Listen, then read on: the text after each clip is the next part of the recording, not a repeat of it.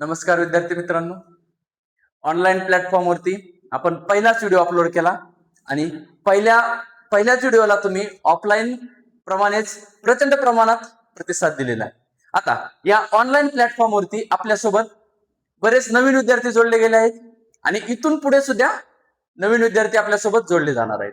तर सर्वांसाठी की आपली शिकवण्याची पद्धत काय, की सुरुवातीला चॅप्टर सुरू झाल्यास आपण काय करतो की त्या चॅप्टरसाठी जी लागणारे जे बेसिक कन्सेप्ट आहे त्या बेसिक कन्सेप्ट आपण सुरुवातीला शिकून घेतो. बेसिक कन्सेप्ट झाल्याच्या नंतर त्यावर आधारितच प्रश्न सोडवले जातात आणि त्याच्या पुढची स्टेप की आपण एक एक ऍडव्हान्स लेवलचे त्याच्यापेक्षा थोडे हार्ड लेवलचे प्रश्न कव्हर करतो आणि चॅप्टर जो आहे तो पूर्णपणे आपण परफेक्ट करतो. आता या अगोदरच्या व्हिडिओमध्ये टक्केवारी चॅप्टर चालू केलेला आपण आणि या अगोदरच्या व्हिडिओमध्ये टक्केवारीतले आपण काय की तुम्हाला एक 5 वाक्य सांगितले आणि त्या 5 वाक्यावरतीच आपल्याला काय की पूर्ण टक्केवारी चॅप्टर कव्हर होणार.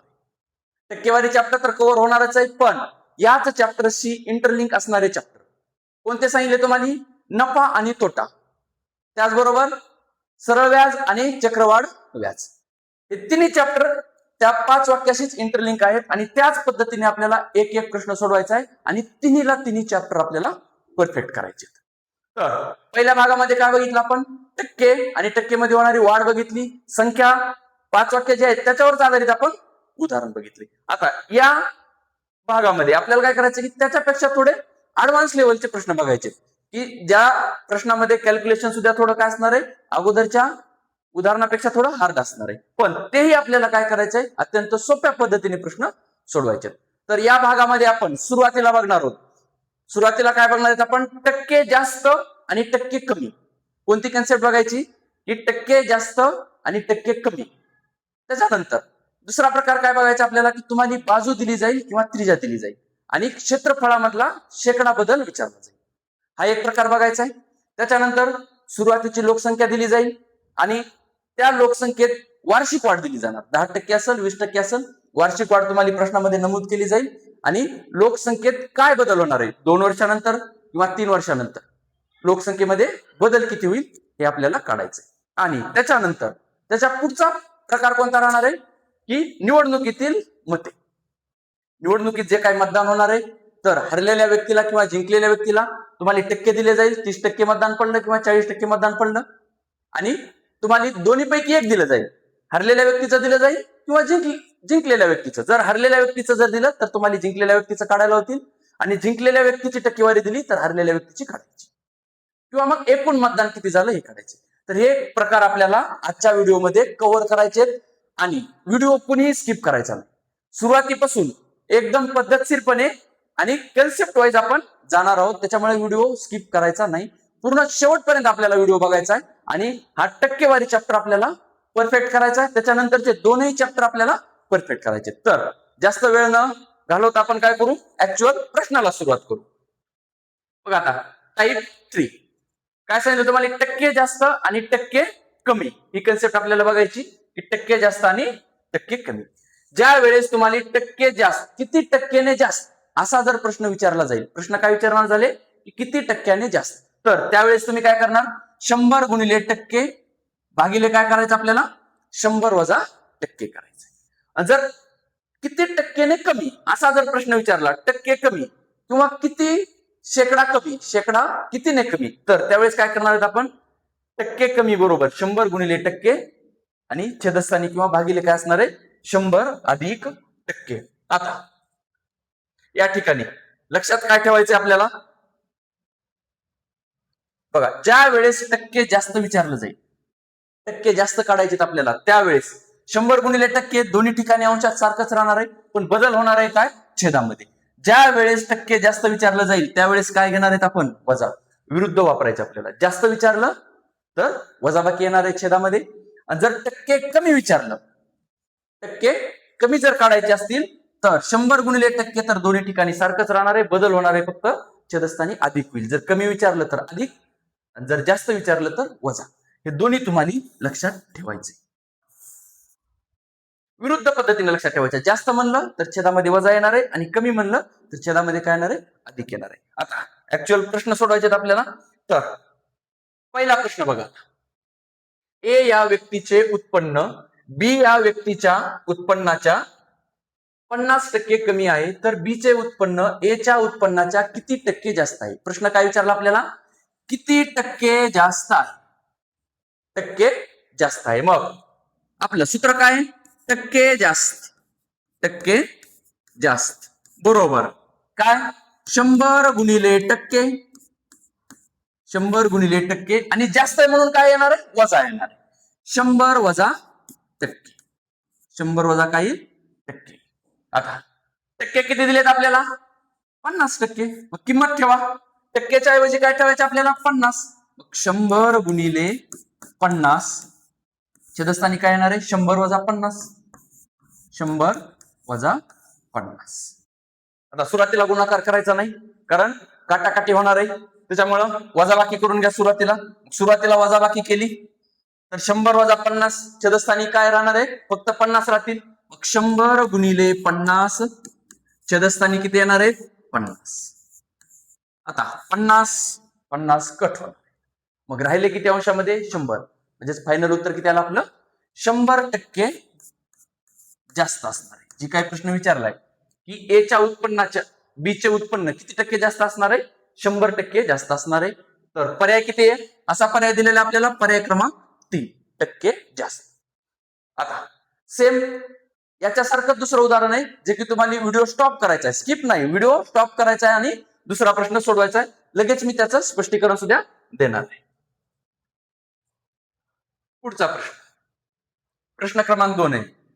जर ए चे उत्पन्न हे बी च्या उत्पन्नाहून 25% कमी असेल, तर बी चे उत्पन्न ए च्या उत्पन्नाहून किती टक्के जास्त?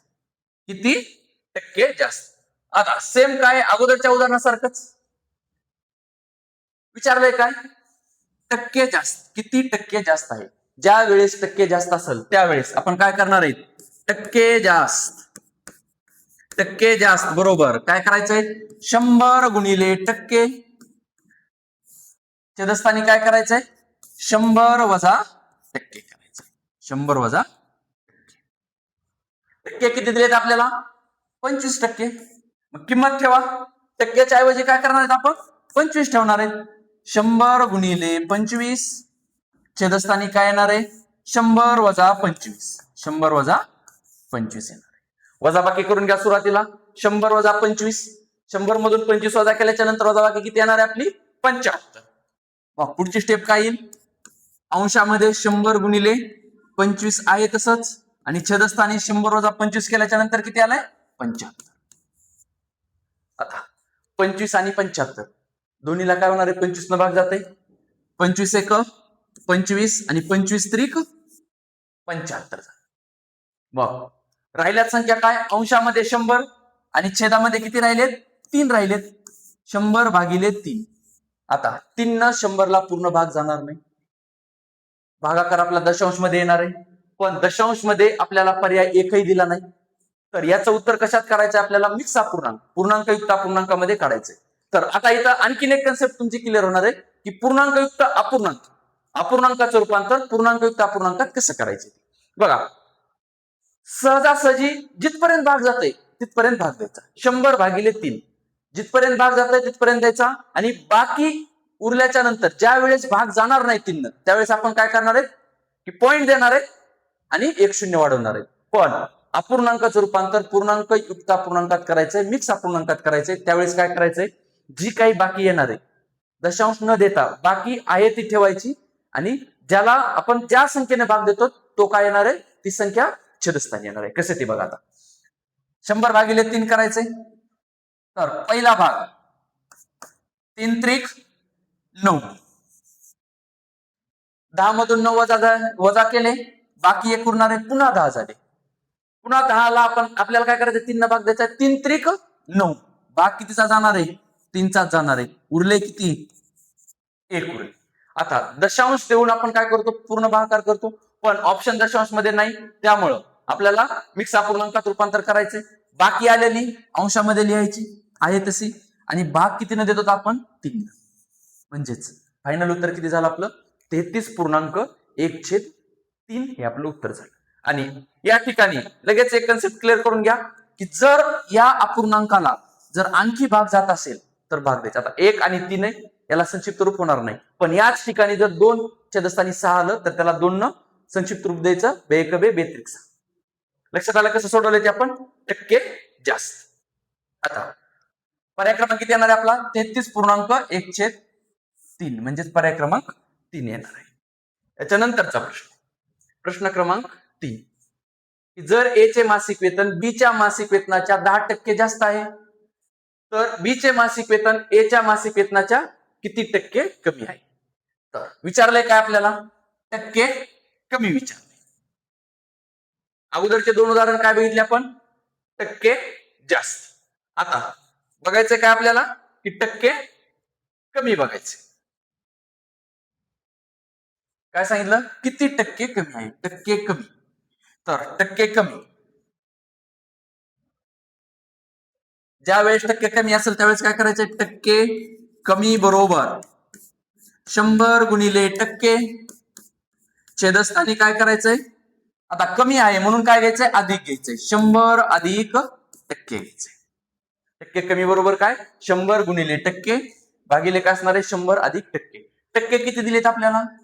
10%. प्रश्नामध्ये किती टक्क्याचा उल्लेख केलेला आहे? 10%चा. मग टक्के ज्या ठिकाणी आहे त्या ठिकाणी आपल्याला 10 ही किंमत ठेवायची. 100 गुणिले 10 छेदस्थानी काय होणार आहे? 100 अधिक 10. आता 100 गुणिले 10 आहे तसं 100 गुणिले 10 दोन्हीची काय होणार? बेरीज 100 अधिक 10 किती होणार आहे? 110 होणार आहे. 0 0 कट. राहिले काय आता? अंशामध्ये 100 आणि छेदामध्ये 11. 100 भागिले 11. सेम अगोदरच्या उदाहरणासारखं झालंय की आता 11 ने 100 ला पूर्ण भाग जाणार आहे का? नाही जाणार. भागाकार दशांश मध्ये येईल आणि ऑप्शन आपला दशांश मध्ये नाही. याचा अर्थ आपल्याला पूर्णांक युक्त अपूर्णांकात उत्तर काढायचंय. तर पूर्णांक युक्त अपूर्णांकात उत्तर काढण्यासाठी काय करायचंय? जिथपर्यंत भाग जायचा तिथपर्यंत भाग देणार आहेत आणि आलेली बाकी आहे तशी ठेवायची आणि छेदस्थानी काय? ज्या संख्येने भागवलं तीच संख्या लिहायची. आता 100 भागिले 11 पहिला भाग कितीचा जाणार आहे? 9चा भाग जाईल. 11 9 99 होईल. 11 9 99. मग 100 मधून 99 वजा झाले, बाकी किती येणार आहे? 1 बाकी उरणार आहे. मग बाकी 1 उरलेली आहे तशी अंशामध्ये लिहायची आणि भाग किती न देतोय आपण? 11. म्हणजेच आपलं उत्तर काय होणार आहे? 9.1/11. पर्याय क्रमांक किती? पर्याय क्रमांक 3 आपल्याला दिलेला आहे. 9.1/11. आता पुढचा प्रश्न असा सोडवायचा आहे तुम्हाला. प्रश्न क्रमांक 4. प्रश्न क्रमांक 4.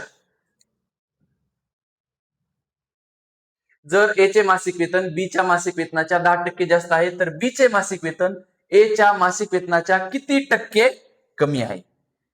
टक्के कमी. मग ज्या वेळेस टक्के कमी दिले त्यावेळेस काय करणार आहेत आपण? टक्के कमी बरोबर 100 गुणिले टक्के 100 गुणिले टक्के छेदस्थानी काय करायचे आपल्याला? 100 अधिक टक्के करायचे. 100 अधिक टक्के करायचे. टक्के किती दिलेत प्रश्नामध्ये? 10% दिलेत.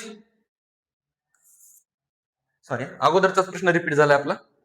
आता पुढचा प्रश्न आहे. प्रश्न किती? प्रश्न क्रमांक 4. प्रश्न क्रमांक 4 बघायचा आपल्याला की ए ला 15% गुण जास्त आहेत आणि या प्रश्नामध्ये सुद्धा काढायचंय का आपल्याला की किती शेकडा किती गुण कमी मिळाले? शेकडा किती गुण कमी मिळाले? मग शेकडा कमी किंवा टक्के कमी दोन्ही काय असणार आहे? एकच. मग टक्के कमी ज्या वेळेस टक्के कमी असणार आहे त्यावेळेस आपण काय करणार आहेत? 100 गुणिले टक्के 100 गुणिले काय करणार आहेत? टक्के करणार आहेत. 100 गुणिले टक्के छेदस्थानी काय करणार आहेत? कमी आहे याचा अर्थ काय करणार आहेत आपण? अधिक घेणार आहे. विरुद्ध घ्यायचे 100 अधिक टक्के घ्यायचे. प्रश्नामध्ये टक्के किती दिलेत आपल्याला? 15% दिलेत. टक्क्याची किंमत ठेवा. 100 गुणिले टक्केच्या ऐवजी काय घ्यायचे आता? 15. छेदस्थानी 100 अधिक काय करायचंय? 15 घ्यायचे. सुरुवातीला बेरीज करून घ्या. अंशाच्या ठिकाणी आहे तसं 100 गुणिले 15 छेदस्थानी काय येणार आहे? 115. 115. आता एकक स्थानी 5 आहे, एकक स्थानी 5 आहे, दोन्हीला 5 न भाग जाणार आहे. भाग देऊन घ्या. 5 त्रिक काय होणार आहे 15, 5 दुने 10, बाकी 1 उरणार आहे 5 त्रिक 15, 23 5 15 115. तर आता अंशामध्ये राहिले काय 100 आणि 3, 100 गुणिले 3, 100 गुणिले 3 केल्याच्या नंतर काय येणार आहे 300 येईल अंशामध्ये, आणि छेदस्थानी किती राहिलेलं आहे 23 राहिले, छेदस्थानी 23. आता या ठिकाणी सुद्धा पूर्ण भाग जाणार आहे का नाही जाणार. येणारं उत्तर आपलं मिक्स अपूर्णांकामध्ये येणार आहे, पूर्णांकयुक्त अपूर्णांकामध्ये. तर 23 ना भाग द्या. 23 चा पाडा आता प्रत्येकाला आला पाहिजे. 30 पहिला भाग कितीचा जाईल 1 चा भाग जाणार आहे. 23 एक 23, उरले किती 7 बाकी उरणार आहे, आणि पुढचं 1 0 70, 23 त्रिक किती होणार आहे 69, म्हणजे दुसरा भाग कितीचा गेला 13चा, आणि बाकी उरणार आहे 1. जी काही बाकी उरली ती आहे तशी अंशामध्ये ठेवा, आणि भाग किती न द्यायलो 23 न, म्हणजे 13.1 छेदस्थानी 23 हे आपलं फायनल उत्तर असणार आहे. पर्याय क्रमांक 4 हे आपलं उत्तर असणार आहे. आता त्याच्या पुढचा प्रकार बघायचा आपल्याला, क्षेत्रफळ बदल, टक्के क्षेत्रफळ बदल. तर या प्रकारामध्ये काय केलं जाईल आपल्याला, चौरसाचे क्षेत्रफळ जर विचारलं तर बाजू दिली जाईल, आणि वर्तुळाचं विचारलं तर त्रिज्या दिली जाईल. तर अत्यंत सोप्या पद्धतीनं आपल्याला हा प्रकार बघायचा, टक्के क्षेत्रफळात काय बदल होणार आहेत. ऍक्च्युअल आता प्रश्न बघा काय येते. पहिला प्रश्न, चौरसाची बाजू 20% वाढवली तर क्षेत्रफळामध्ये किती टक्केने वाढ होईल आपल्याला काढायचे.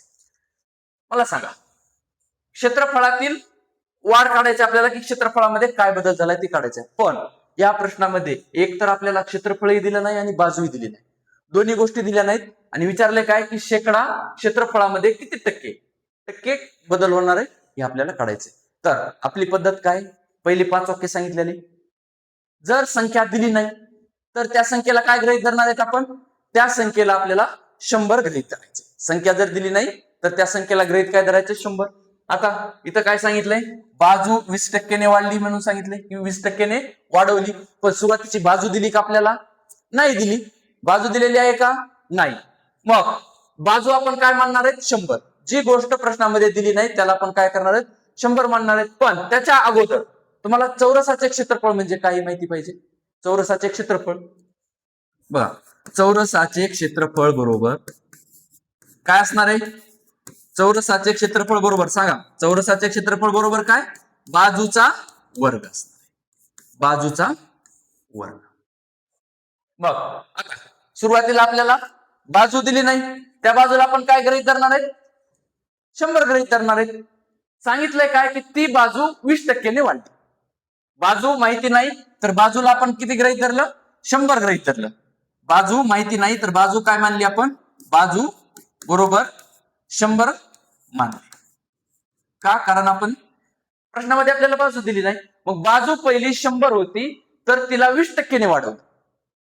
बाजू 100 होती तिच्यात वाढ केली 20%. मग 100 मध्ये 20% अधिक करावं लागणार आहे. 100 अधिक 20 म्हणजे नवीन बाजू काय येणार आहे आपली 120 येणार आहे. आणि क्षेत्रफळ, चौरसाचे क्षेत्रफळ बरोबर काय, बाजूचा वर्ग, म्हणजेच 120 चा वर्ग करावा लागेल. काय करावं लागेल 120 चा वर्ग. 120च का केले लक्षात आलं का, कारण बाजू दिली नाही, पण बाजूमध्ये वाढ दिली की 20%ने बाजू वाढवली म्हणून आपल्याला सांगितले. मग बाजू 100 मानली आणि वाढ 20%ने झाली, म्हणजेच नवीन बाजू येणार आहे 120. आता 120 चा आपल्याला वर्ग करायचा, 120 चा वर्ग. एकक स्थानी 0 आहे तर एकदम सोप्या पद्धतीने वर्ग करायचं सांगितलेलं तुम्हाला. ज्या संख्येच्या एकक स्थानी 0 असेल तर हे 0 काय होणार आहे 2 वेळेस येणार आहे. 120 चा वर्ग करायला वर्ग म्हणजेच काय असणार आहे 120 गुणिले 120, तर 0 2 वेळेस येणार आहे. आणि पुढची जी संख्या राहिली 12 तिचा वर्ग करायचा आहे. 12 चा वर्ग किती 144, म्हणजेच 120 चा वर्ग किती येणार आहे 14,400. 120 चा वर्ग, 120 चा वर्ग किती होणार आहे 14,400.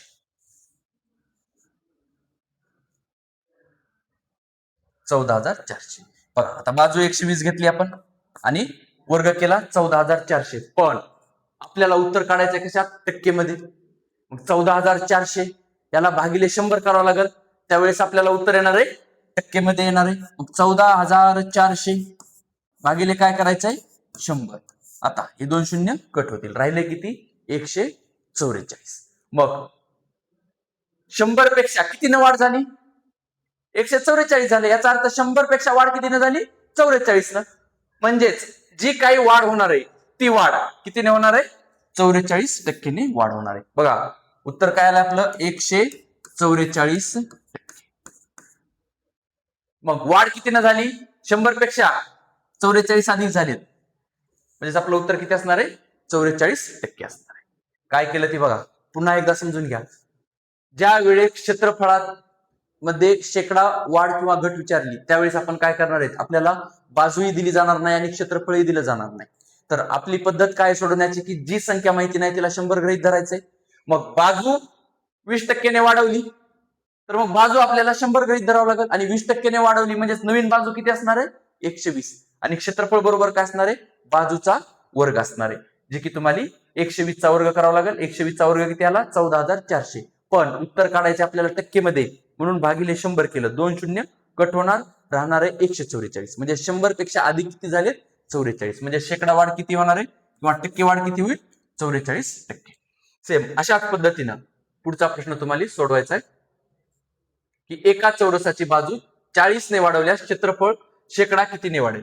सेम अगोदरच्या उदाहरणासारखा तुम्हाला प्रश्न सोडवायचा आहे. तर सोडवा प्रत्येक.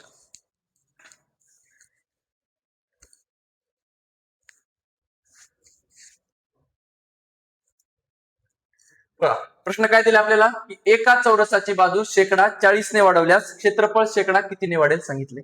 अगोदरच्या उदाहरणासारखंच बाजू माहितीये का नाही आणि क्षेत्रफळ सुद्धा माहिती नाही, पण बाजू मधली वाढ दिली आपल्याला 40. मग सुरुवातीला बाजू काय गृहीत धरायची आपल्याला, बाजू गृहीत धरावं लागल 100 गृहीत धरायची. बाजू गृहीत किती धरणार आहेत 100. त्याच्यात वाढ काय सांगितलंय की 40 ने वाढ झाली, म्हणजेच नवीन बाजू काय येणार आहे, नवीन बाजू किती होईल 40% वाढ. म्हणजे 100 मध्ये काय करावं लागेल अधिक 40 करावं लागेल, 40% वाढ आहे. म्हणजेच नवीन बाजू किती असणार आहे 140 असणार आहे. लक्षात आलं बाजू कशी गृहीत धरली आणि नवीन बाजू कशी काढली. 140 आपली बाजू असणार आहे. आता चौरसाचं क्षेत्रफळ माहिती आहे, चौरसाचे क्षेत्रफळ बरोबर काय चौरसाचे क्षेत्रफळ सांगा, चौरसाचे क्षेत्रफळ बरोबर काय बाजूचा वर्ग, बाजूचा वर्ग. बाजू माहिती नाही 100 गृहीत धरली, वाढ कितीनं सांगितली 40 न, म्हणजेच नवीन बाजू किती झाली बाजूचा वर्ग 140. 140 चा वर्ग करावा लागेल आपल्याला, 140 चा वर्ग. शून्य एकक स्थानी असलेल्या संख्येचा वर्ग करणार आहे तुम्ही कसा, तर 0 2 वेळेस लिहायचंय, 0 2 वेळेस लिहायचंय आणि राहिलेली जी संख्या 14 आहे तिचा वर्ग करायचा आहे. 14 चा वर्ग, 14 चा वर्ग किती येणार आहे 196. 196. बघा सुरुवातीपासून काय सांगतोय मी की तुम्हाला 30 पर्यंत वर्ग पाडेल, 30 पर्यंत पाडेल, 30 पर्यंत वर्ग आणि 1 ते 10 पर्यंतचे घन पाठ पाहिजे, तर तुम्हाला कॅल्क्युलेशन मध्ये अडचण येणार नाही. आता 14 चा वर्ग केला आपण 196, उत्तर किती आलंय 19,600. क्षेत्रफळ आलंय, पण काय काढायचं आपल्याला टक्केमध्ये काढायचंय. मग 19,600 याला काय करावं लागेल भागिले 100 करावं लागेल, त्यावेळेस आपलं उत्तर टक्केमध्ये येणार आहे. 19,600 भागिले 100, 2 शून्य कट होतील, मग उत्तर किती येणार आहे आपलं 196. 196%. 100%. 100 पेक्षा वाढ कितीनं झाली 96 न वाढ झाली, 196% झाले. त्याचा अर्थ काय 100 पेक्षा किती वाढलेत 96. म्हणजेच उत्तर किती असणार आहे आपलं, पर्याय क्रमांक किती दिलेला आहे 4, पर्याय क्रमांक 4 96%.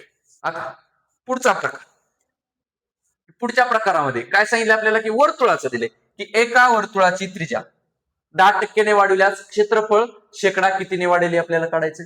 सेम अगोदरच्या उदाहरणासारखंच. मला सांगा वर्तुळाचे क्षेत्रफळ प्रत्येकाला माहिती पाहिजे. आता वर्तुळाचे क्षेत्रफळ, वर्तुळाचे क्षेत्रफळ बरोबर काय पाय आर चा वर्ग, पाय आर चा वर्ग. पण दोन्ही क्षेत्रफळाची तुलना दोन्हीकडे पाय पाय सारखंच असणार आहे, त्याच्यामुळे या ठिकाणी पायची किंमत जी आहे ती सारखीच राहणार आहे. आपल्याला फक्त वापर कशाचा करायचा आहे, जसं बाजूचा वर्ग केलता तसंच काय करायचं त्रिज्येचा वर्ग, यालाच आपल्याला गृहीत धरायचंय. जी काही त्रिज्या दिली, आता समजा त्रिज्या तर दिली नाही, तर त्या त्रिज्याला गृहीत किती धरणार आहेत आपण 100 गृहीत धरणार आहेत. वाढ कितीने झाली? 10%. गृहीत किती धरली आपण? 100 त्रिज्या गृहीत धरली, कारण त्रिज्या दिली नाही आणि आपला नियम काय की जी संख्या दिली नाही त्याला आपण गृहीत किती धरतो? 100. मग 100 गृहीत धरली, वाढ कितीनं? 10%. मग टक्के वाढ आहे याचा अर्थ 100 मध्ये अधिक 10 होणार आहे. मग नवीन त्रिज्या किती येणार आहे? 110 हे आपल्याला नवीन त्रिज्या मिळणार. नवीन त्रिज्या किती झाली? 110. म्हणजे त्रिज्येचा वर्ग करावा लागेल आपल्याला. 110 चा वर्ग करायचा आहे. 110 चा वर्ग. आता एकक स्थानी शून्य, एकक स्थानी शून्य असलेल्या संख्येचा वर्ग कसा करायचा बघितले आपण. शून्य 2 वेळेस लिहून घ्या आणि 11चा वर्ग करा. 11चा वर्ग किती येणार आहे? 121. पण आलेलं उत्तर आपल्याला काय करायचंय? टक्केवारीमध्ये त्याचं रूपांतर करायचंय, कारण प्रश्न विचारला काय? शेकडा कितीने वाढ होईल? मग टक्केमध्ये रूपांतर करायचंय. तर काय करतो आपण की भागिले 100, भागिले 100 केलं तर काय होणार आहे? इथले 2 शून्य कट होऊन जातील. राहणार आहे काय? 121. 121 टक्के. आता मला सांग, 100 पेक्षा वाढ कितीने झाली? वाढ झाली आपली 21%. म्हणजेच ऑप्शन 21%. कोणत्या ऑप्शन मध्ये दिलेलं आहे? पर्याय क्रमांक 3, 21%. सेम क्षेत्रफळ तुम्हाला चौरसाचा विचारू द्या किंवा वर्तुळाचा विचारू द्या. आपल्याला काय करायचंय? वर्तुळाचा विचारलं तर त्रिज्येचा वर्ग करायचा आहे आणि चौरसाचा विचारलं तर बाजूचा वर्ग करायचा आहे. पण बाजू किंवा त्रिज्या दिली नाही तर लक्षात काय ठेवायचं की तिला 100 गृहीत धरायचंय आणि जी काही वाढ होईल ती 100 मध्ये अधिक करायची. आता सेम अशाच प्रकारचं शेवटचं उदाहरण सोडवा या प्रकारावरच, की एका वर्तुळाची त्रिज्या प्रत्येकानं सोडवायचं आहे. अगोदरच्याच कन्सेप्ट नुसार हा प्रश्न सोडवायचा आहे. की सुरुवातीला काय करणार आहेत? त्रिज्या दिली का? नाही दिली. त्रिज्या दिलेली नाही आपल्याला, पण त्रिज्येमधली वाढ दिली. शेकडा कितीने वाढविली? त्रिज्या 30 ने. मग पहिल्यांदा 100 त्रिज्या मानली, दिली नाही म्हणून. त्याच्यात वाढ कितीने झाली? 30 ने. म्हणजे 100 मध्ये काय? अधिक 30 होणार आहे. 130 ही आपली नवीन त्रिज्या येणार आहे. आणि वर्तुळाचे क्षेत्रफळ आताच बघितले आपण. वर्तुळाचे क्षेत्रफळ, वर्तुळाचे क्षेत्रफळ बरोबर सांगा काय येणार आहे? तुम्हाला क्षेत्रफळ सुद्धा कन्सेप्ट इथं क्लिअर होईल. चौरसाचे क्षेत्रफळ बरोबर बाजूचा वर्ग आणि वर्तुळाचे क्षेत्रफळ बरोबर काय असणार आहे? पाय आर चा वर्ग. पायची किंमत दोन्ही ठिकाणी समान राहणार आहे. आपल्याला फक्त विचार काय करायचा आहे? आरलाच गृहीत धरायचंय, आर चा वर्ग. मग त्रिज्या नवीन काय आली? 130 आली. या 130 चा वर्ग करायचा आपल्याला. 130 चा वर्ग. एकक स्थानी शून्य, 2 वेळेस शून्य आणि 13चा वर्ग करायचा. 13चा वर्ग किती? 169. उत्तर किती आलं? 16,900. वर्ग केलाय आपण, पण याचं रूपांतर आपल्याला टक्केमध्ये करायचंय. टक्केमध्ये रूपांतर कसं करणार आहे? भागिले 100 करणार आहे. 2 शून्य कटले, राहिले किती? 169. 169%. मग 100 पेक्षा वाढ किती झाली? 169 म्हणजेच 100 पेक्षा किती जास्त आहेत? 69% वाढ झाली. पर्याय क्रमांक किती येणार आहे? 3 येणार आहे आपलं उत्तर, 69%. आता टाईप 5 प्रकार किती आहे आपला? 5वा प्रकार आहे. तर या प्रकारामध्ये काय बघायचं आपल्याला? लोकसंख्येत बदल. तुम्हाला काय दिली जाईल? लोकसंख्या दिली जाईल. सुरुवातीची लोकसंख्या दिली जाईल आणि नंतरची लोकसंख्या काढायची. दरवर्षी काय वाढ होणार आहे ती दिली जाणार आहे. प्रश्न बघितल्यानंतर तुमच्या लक्षात येणार आहे काय करायचं ती. पण बघा, अगोदरची जी कन्सेप्ट बघितली आपण, नवीन किंमत बरोबर काय बघितलं आपण? नवीन किंमत बरोबर जुनी किंमत गुणिले 100 भागिले 100, 100 भागिले 100. हा गुणाकार किती वेळेस येणार आहे? की जेवढ्या वेळेस वाढ किंवा घट असेल. एकच वेळेस वाढ असेल तर फक्त एकच गुणाकार येणार आहे. पण जर वाढ असेल तर काय करायचंय? फक्त अंशामधल्या 100 मध्ये बदल होणार आहे. एकदाच वाढ आहे आणि वाढ जर 10% असेल तर काय येणार आहे? या 100 मध्ये 10 अधिक होतील, 110 भागिले 100 होणार आहे. प्रश्न जर असा विचारला की 10% वाढ आहे आणि 2 वर्ष वाढ होणार आहे, सलग 2 वर्ष, तर मग पहिल्या वर्षाची 110 भागिले 100 होणार आहे आणि दुसऱ्या वर्षाची सुद्धा काय 10%च वाढ आहे, 110 भागिले काय होणार आहे? 100 होणार आहे. पण जर घट दिला असेल तर ज्या वेळेस घट दिली त्यावेळेस काय करायचं आपल्याला? 100 मधून जर 10% घट आहे असं सांगितलं तर 100 वजा 10 करावं लागेल, 90 भागिले 100 येईल आणि सलग 2 वर्षे तर मग दुसऱ्या ठिकाणी सुद्धा काय येईल? 90 भागिले 100 येईल. आणि सुरुवातीची जी काही संख्या दिली ती आपल्याला जुनी किंमत म्हणून घ्यायची आणि येणारी नवीन किंमत काढायची. याच पद्धतीवर आपल्याला लोकसंख्येत कसा बदल होणार आहे हे बघायचंय. ऍक्च्युअल प्रश्न बघू आपण. बघा, पहिला प्रश्न या प्रकारामधला, एका गावची लोकसंख्या 4000 आहे. लोकसंख्या किती? 4000. सुरुवातीची लोकसंख्या दिली, ती दरवर्षी 10% वाढते. वार्षिक वाढ किती दिली? 10%. म्हणजे 100 मध्ये काय होणार आहे? 10 अधिक होणार आहे 110. तर 2 वर्षाने त्या गावची लोकसंख्या किती असेल? आता काढायची किती वर्षाची? 2 वर्षाची. म्हणजेच गुणाकार आपल्याला 2 वेळेस घ्यावा लागेल. बघा, नवीन किंमत काढायची किंवा नवीन लोकसंख्या काढायची. नवीन लोकसंख्या बरोबर काय येणार आहे? जुनी लोकसंख्या. जुनी लोकसंख्या किती? 4000. त्यात बदल काय होणार आहे? की 2 वर्षानंतरची काढायची, म्हणजे दोनदा वाढ होणार आहे. दरवर्षी 10%ने. पहिल्या वर्षी 110. 100 मध्ये फक्त अधिक 10 करायचे, ते पण अंशामधल्या 100 मध्ये बदल होणार आहे. 110 भागिले काय होणार आहे? 100. दुसऱ्या वेळेस सुद्धा काय होणार आहे? 110 भागिले 100. दोनच वेळेस वाढ आहे म्हणून गुणाकार 2 वेळेस. जर 3 वर्षानंतरची विचारली असती तर पुन्हा एकदा गुणिले 110 भागिले 100 करावं लागलं असतं. आता याला सोडवायचंय आपल्याला. सुरुवातीला इथले 1 शून्य, इथले 1 शून्य कट होणार, हे शून्य कट झालं. त्यानंतर इथले 2 शून्य आणि इथले 2 शून्य कट होणार आहे. राहिल्यात संख्या काय? छेदामध्ये तर संख्या राहिली नाही, राहिल्यात अंशामध्ये संख्या. राहिलेल्या संख्या लिहून घ्या. 40 गुणिले 11 गुणिले 11 गुणिले 11, 3 वेळेस 11 राहिलेत आपल्याला. तर आता 11चा घन 3 वेळेस गुणाकार म्हणजे काय? 11चा घन असणार आहे. 11चा घन किती येत आहे? 1331. पण घन आपण फक्त 10 पर्यंतच पाठ करणं अपेक्षित आहे. 11चा घन पाठ करणं अपेक्षित नाही, पण तरी बघा, माहिती असेल तर चांगलंच आहे. 1331 काय असणार आहे? 11चा घन असणार आहे. पण घन माहित नाही, पण वर्ग तर आपल्याला 30 पर्यंत पाठ आहे. 11 गुणिले 11 काय होणार आहे? 11चा वर्ग. 11चा वर्ग किती येणार आहे? 121. आणि या 121 ला पुन्हा 11ने गुणाकार करायचा आहे. 121 गुणिले 11 करा. 11 1 11, हातचे 1 येणार आहेत. 11 दुने 22 आणि हातचे आलेले 1 23. 23 ला 3, हातचे आले 2. 11 1 11 आणि हातचे आलेले 2 13. 1331. काय केलं? या तिन्ही 11चा गुणाकार केला. गुणाकार किती आला? 1331. मग 40 आहे तसं लिहून घ्या. 40 गुणिले काय येणार आहे? 1331 येणार आहे. 40 गुणिले 1331.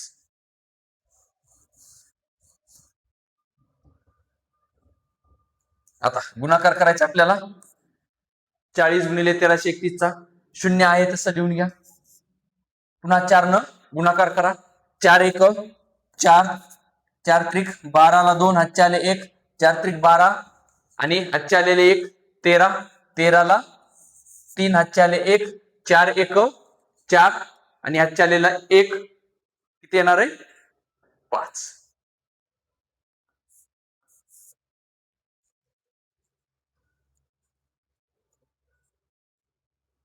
सॉरी की आपलं 3 वेळेस 11 येणार नाही. वाढ किती आहे? 10%ने वाढवणार आहे. आणि वाढ कितीपर्यंत आहे? की वाढ फक्त 2च वर्ष होणार आहे. त्याच्यामुळं आपला जी 11 गुणिले 11, एकच मिनिट किंवा काय झालंय? 110 भागिले 100 2 वेळेस येणार आहे. तर इथली स्टेप आपली चुकली की आपण 3 वेळेस गुणाकार केला. 3 वेळेस आहे का? नाही.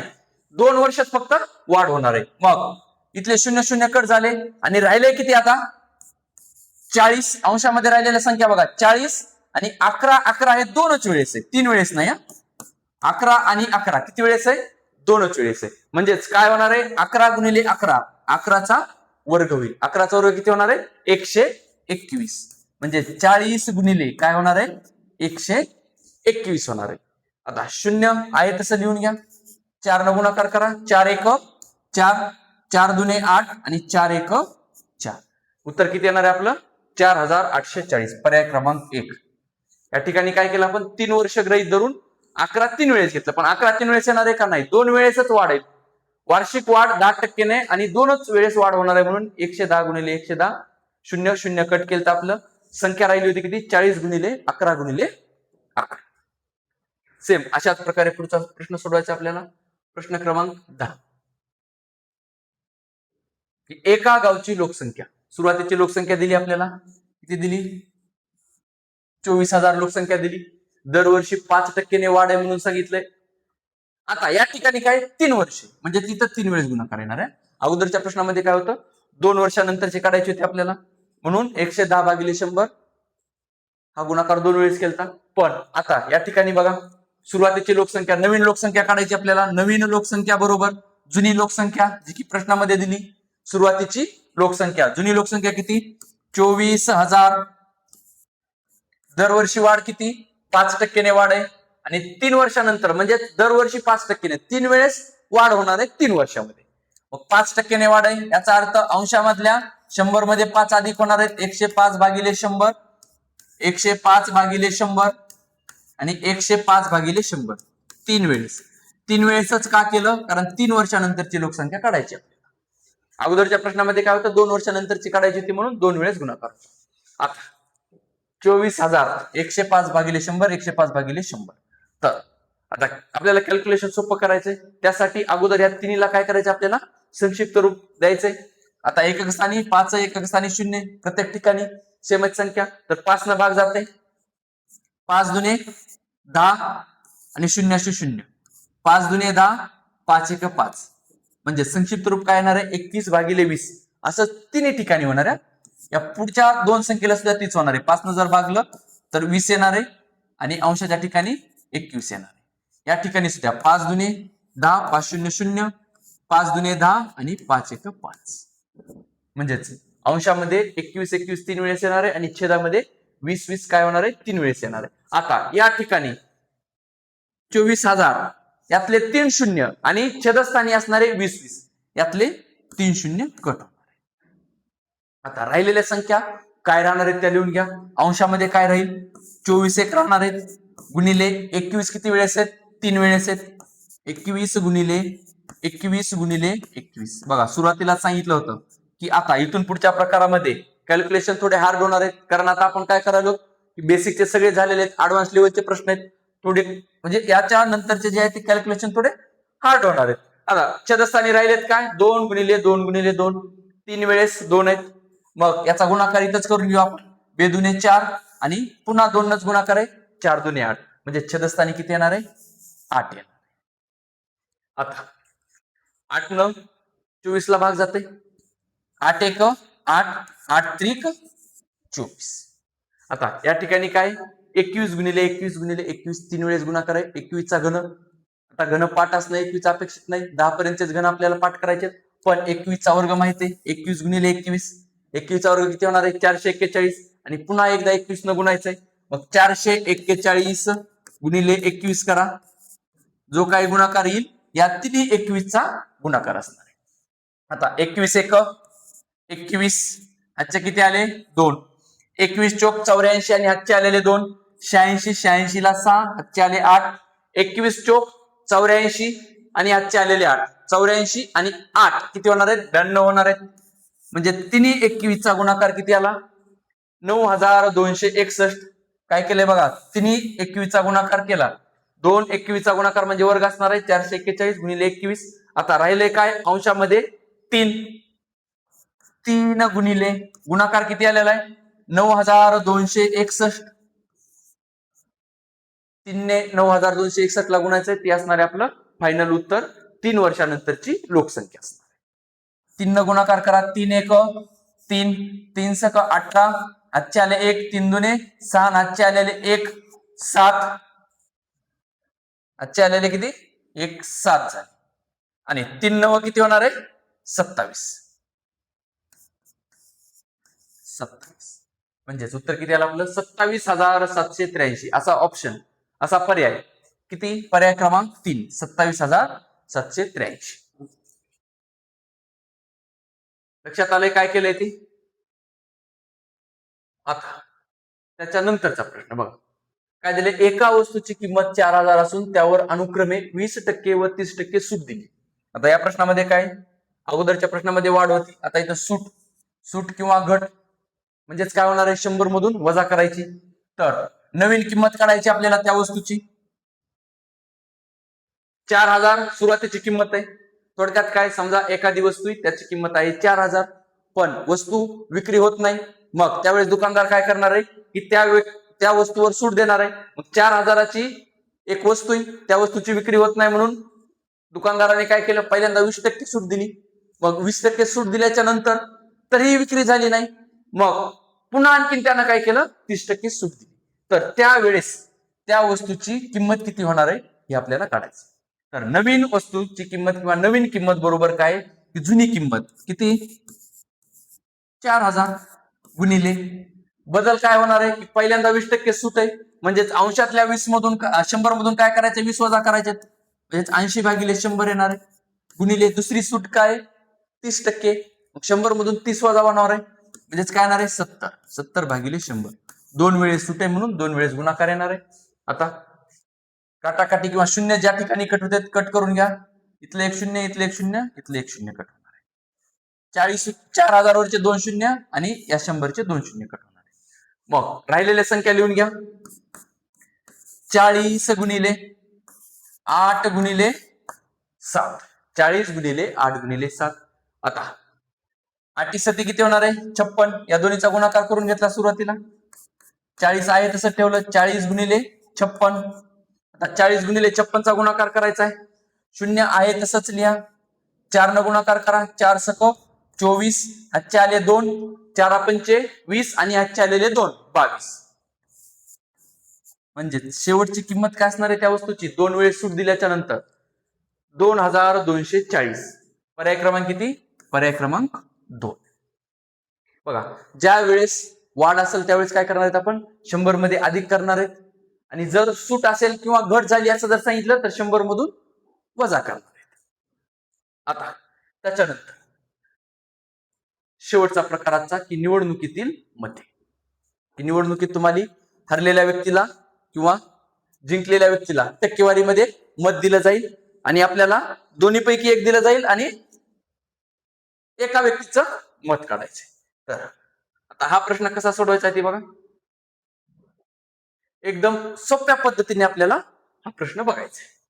की एका निवडणुकीत उभे असलेल्या 2 उमेदवारांपैकी ज्याला 40% मते मिळाली तो 25,050 मतांनी हरला, तर जिंकलेल्या उमेदवाराला एकूण किती मते मिळाली. निवडणुकीमध्ये उमेदवार किती आहेत, 2च उमेदवार आहेत. मग 2 उमेदवार आहेत, तर त्या उमेदवाराला आपण काय गृहीत धरू, ए आणि बी असे 2च उमेदवार आहेत, ए आणि बी. पहिला उमेदवार ए, दुसरा उमेदवार काय बी. ए म्हणजे आप्पा गृहीत धरा आणि बी म्हणजे काय बप्पा.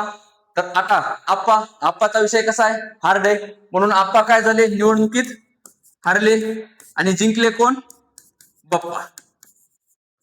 तर प्रश्नामध्ये काय दिले आपल्याला, हरलेल्या व्यक्तीची टक्केवारी दिली की जो कोणी व्यक्ती उभारलेला आहे निवडणुकीमध्ये, 2 व्यक्ती उभारलेले, तर जो व्यक्ती हरलाय त्याला मत किती मिळाले, 40% मिळाले. मग हरलेल्या व्यक्तीला म्हणजेच आप्पाला मतदान किती झाले, 40%. दोघच निवडणुकीला उभारलेले, एकूण मतदान किती असणार आहे 100%. मग 100 पैकी 40% जर आप्पाला मिळाले, याचा अर्थ बप्पाला मतदान किती असणार आहे 60% असणार आहे, 60%. मग ए जो व्यक्ती आपण काय आप्पा गृहीत धरलंय, तर आप्पाला 40% आणि बप्पाला किती असणार आहे 60%. हार कोणाची झाली, आप्पाची. पण आप्पा हरलेत किती टक्क्याने, 20%. 20% काय झालेत, आप्पा हरलेत. पण किती मताने हरले ते आपल्याला प्रश्नात दिले. किती मताने हरलेत, 25,050 मताने. म्हणजे 20%ची किंमत दिली आपल्याला किती, 25,050. मग एखाद्या संख्येचे जर टक्के माहिती झाली, मग टक्के कितीही असू द्या, तर आपण काय करतो त्या संख्येचे किती टक्के काढता येतात आपल्याला. मग 20% बरोबर आपल्याला माहिती झालेत 25,050 आहे. तर काढायचंय का आपल्याला, एकूण मतदान विचारलंय का, नाही. जर एकूण मतदान विचारलं असतं तर आपल्याला काय 100% काढावं लागलं असतं. पण विचारलंय काय की जिंकलेल्या उमेदवाराला, जिंकलंय कोण, बी म्हणजेच काय बप्पा जिंकलेत, तर बप्पाला किती 60% मतदान झालेले, म्हणजेच आपल्याला 60% काढायचे. जी काही टक्के माहिती झाली ती आपण छेदामध्ये लिहितो, किती टक्के 20, आणि त्याची किंमत अंशामध्ये लिहितो. किंमत किती 25,050. किंमत किती 25,050. काढायचे काय एकूण जर मतदान असतं तर काय केलं असतं आपण गुणिले 100 केलं असतं एकूण मतदान. पण एकूण मतदान काढायचंय का आपल्याला नाही.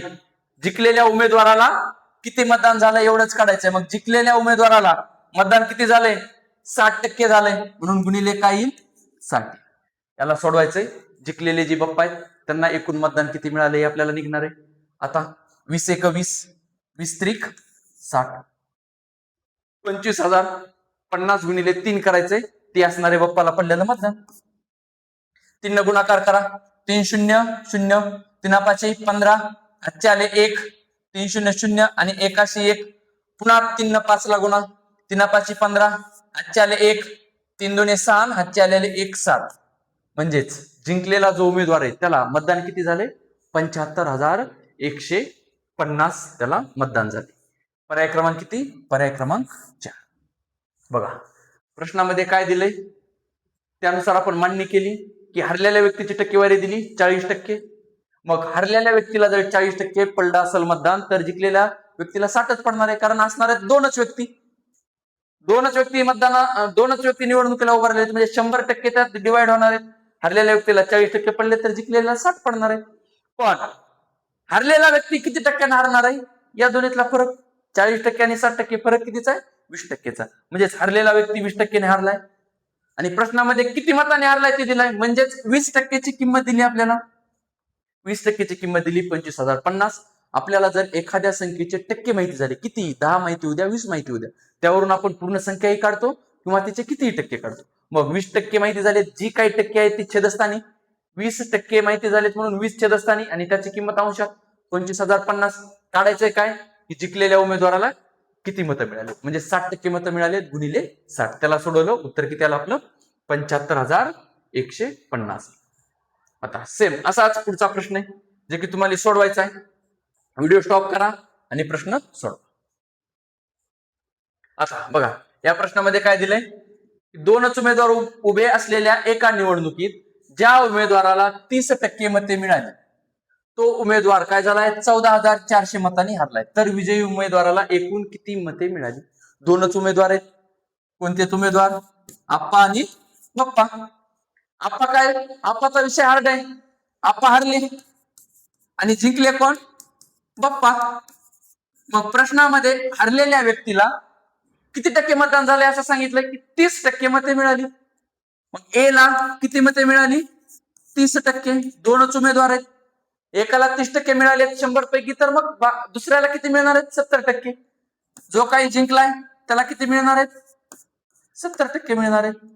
मग 30% आणि 70% यातला फरक किती असणार आहे 40%. म्हणजेच आप्पा किती टक्क्याने हरलेत 40% हरलेत.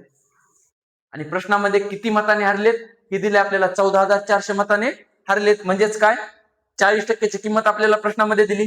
40% बरोबर किती सांगितलेत आपल्याला 14,400. एखाद्या संख्येचे टक्के माहिती झाले त्यावरून आपण त्या संख्येचे टक्के किंवा ती संख्या काढतो. मग काढायचं काय इथं की विजयी उमेदवाराला एकूण किती मते मिळाली म्हणजे 70% काढायचे आपल्याला. आपल्याला माहिती झालेली संख्या 40%. 40% बरोबर किती 14,400. तर काढायचंय काय की जिंकलेल्या उमेदवाराला किती मतदान झालंय ते काढायचंय. तर जिंकलेल्या उमेदवाराला 70% मतदान झालंय म्हणजे 70% काढायचे. जी काय काढायचंय ते गुणिले मध्ये आपण लिहिणार आहे 70%. जर या ठिकाणी एकूण मतदान जर विचारलं असतं की एकूण मतदान किती झाले तर गुणिले 70च्या ऐवजी काय केलं असतं आपण गुणिले 100 केलं असतं. आता 0 0 कट होणार आहे.